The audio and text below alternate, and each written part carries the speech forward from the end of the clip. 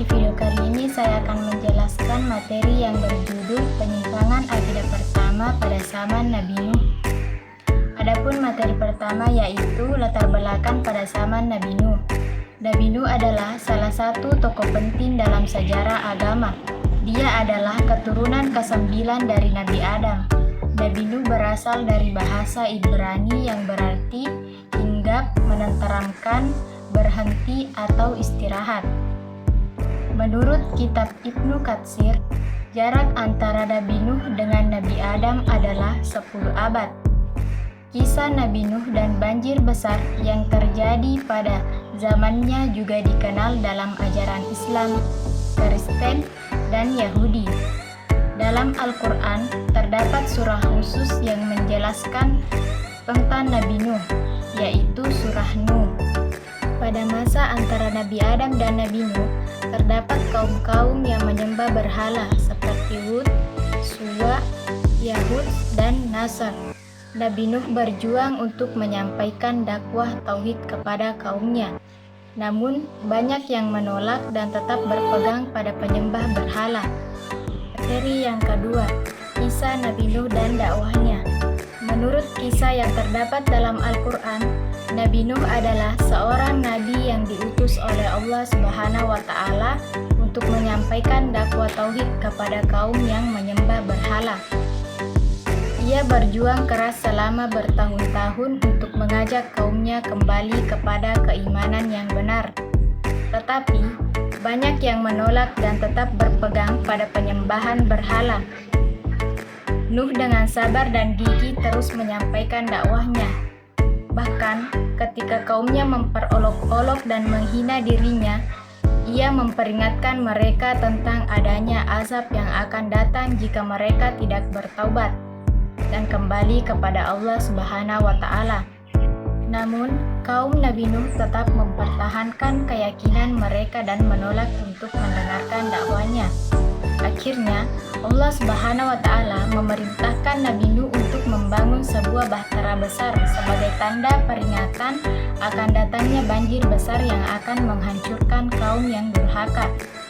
Ketika banjir besar datang, bahtera tersebut terapung di atas air dan menjadi tempat perlindungan bagi Nabi Nuh, keluarganya, dan hewan-hewan yang ada di dalamnya.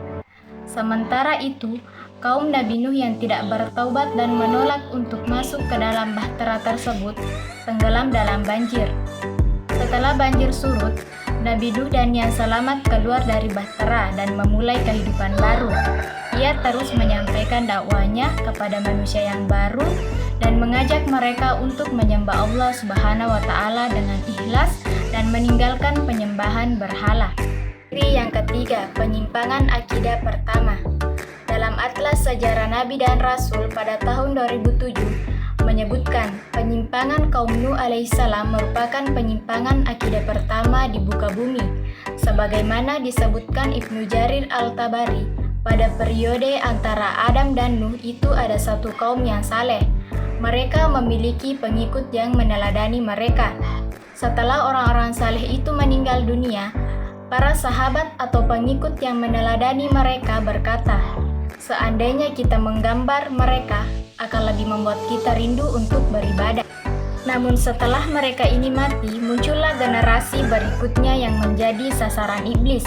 Singkatnya, generasi yang lahir setelahnya menyalahartikan penggambaran orang-orang saleh tersebut dan menjadikan arca-arca serta berhala sebagai sembahan mereka selain Allah.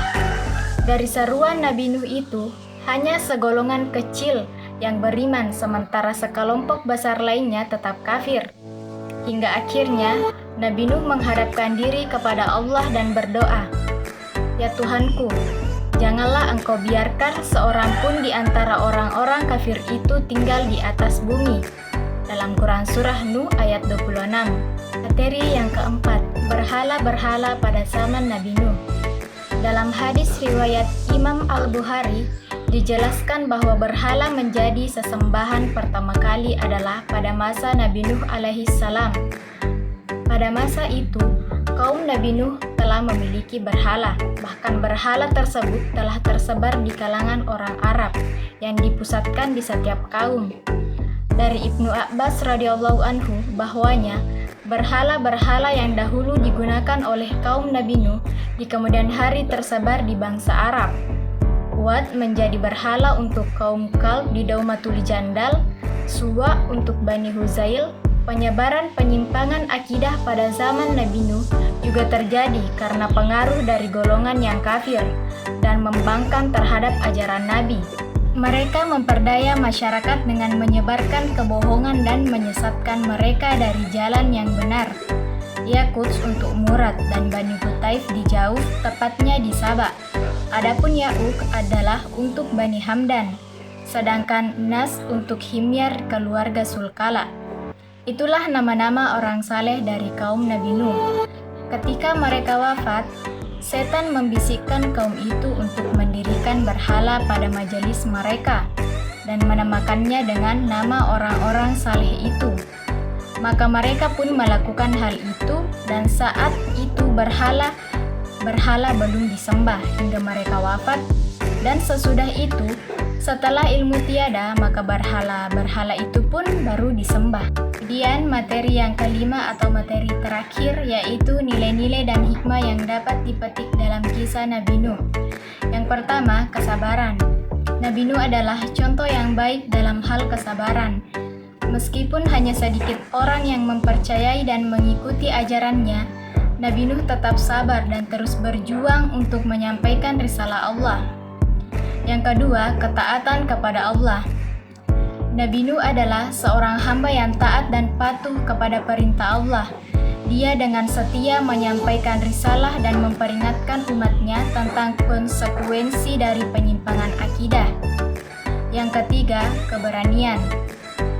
Nabi Nuh adalah sosok yang berani dalam menyampaikan risalah Allah meskipun dihadapkan pada tantangan dan penolakan. Dia tidak takut untuk berdiri sendirian dan melawan arus. 4. Tawakal kepada Allah. Nabi Nuh memiliki keyakinan yang kuat bahwa hanya Allah yang dapat memberikan hidayah kepada umatnya.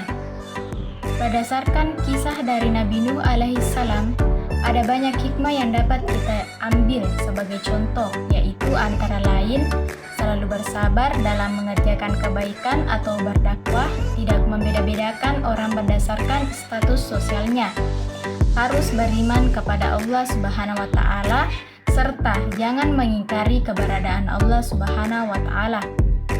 Sekian dari saya, billahi fisabilil haq, fastabiqul khairat. Wassalamualaikum warahmatullahi wabarakatuh.